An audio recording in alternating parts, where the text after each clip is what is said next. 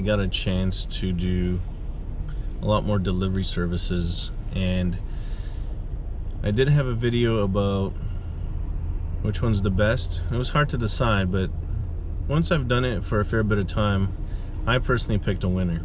I did mention before I didn't like the scheduling that Skip used to make you do, and then you had to stay on that shift. I remember waking up one morning when it was time to go for my shift. It was only 3 or 4 hours, but at the time I'm just like, I don't feel like going out right now.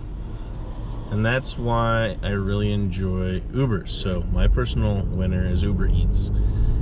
I can go on that app anytime I want, for 5 minutes, for 10 minutes, for 1 hour, 2 hours.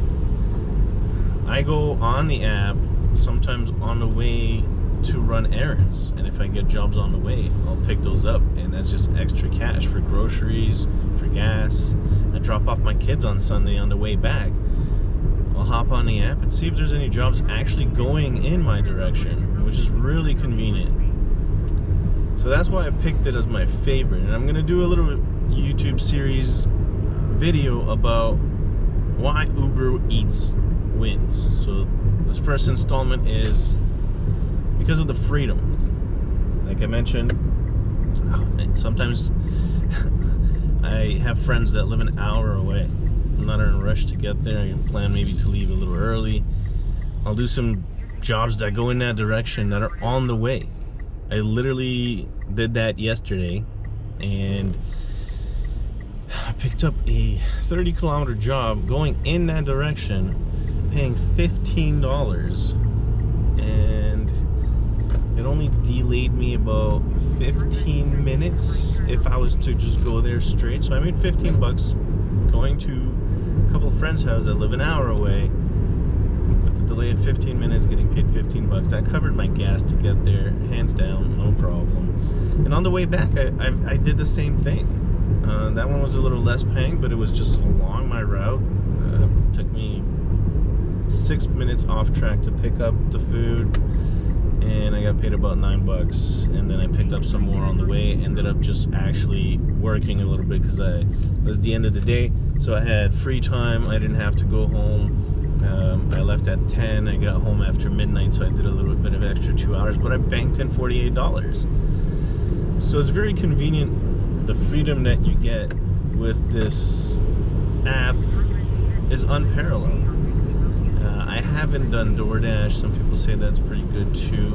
So I can't comment on that. But so far, the only two I'm talking about is Skip the Dishes versus Uber Eats.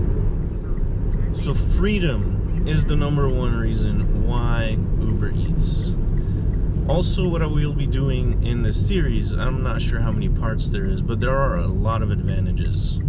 The next one I'm going to be talking about is free time and productivity. What I also want to do is I want to make a couple vlogs this style, where I'm just in the car with the camera right here, and I'm going to be forwarding sometimes so you don't have to sit in the car for, let's say, a 6-hour Uber session that I'm going to do.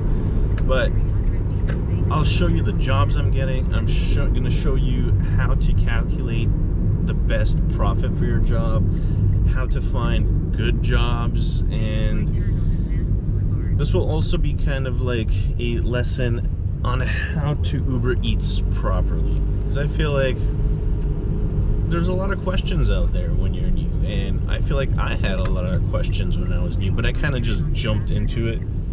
So thanks for watching. Please subscribe and like. In part 2 about productivity, I will be showing you how great it is to take advantage of all the free time you're going to have being on Uber jobs.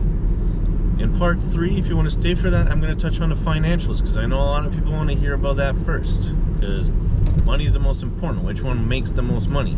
I did mention they are kind of similar, but I will dig in part 3 about what kind of finances, what kind of money you're getting out of this. And I actually have experience. I'm going to show you a video of 100 hours I spent and the average pay I got for that. So stay tuned. I'll see you in the next video. Thank you.